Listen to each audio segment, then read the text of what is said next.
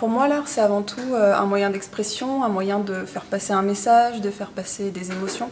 Et ce qui est assez intéressant dans l'art, c'est justement que n'importe quelle œuvre, qu'elle soit sculpture, qu'elle soit musique ou photographie, elle va procurer des émotions très variées d'un individu à un autre. Alors la science, selon moi, c'est plutôt la recherche de la vérité. Et en fait, les sciences ont pour objectif de répondre à des questions bien précises dans le but d'améliorer nos connaissances, quel que soit le domaine. Avant de démarrer le projet, j'étais avant tout curieuse et intriguée sur le fait de comment l'artiste va percevoir mon environnement et surtout ce qui va ressortir de ses observations.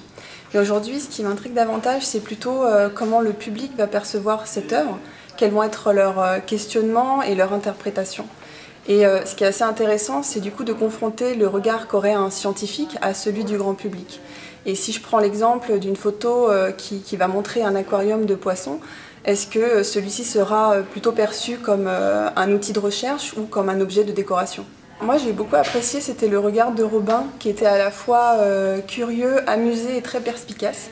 Et ce qui m'a plu, c'est qu'il ne s'est pas juste contenté de prendre en photo nos outils du quotidien, que ce soit les microscopes ou les aquariums de poissons zèbres, mais il a vraiment voulu mettre en lumière le fait que les instituts de recherche sont aussi un lieu de vie où il y a énormément d'interactions.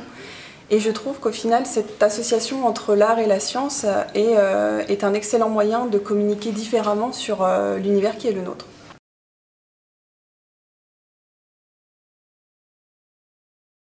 En tout cas, je voulais remercier l'INSERM de m'avoir donné cette opportunité parce que ça a été une expérience vraiment très enrichissante et très intéressante.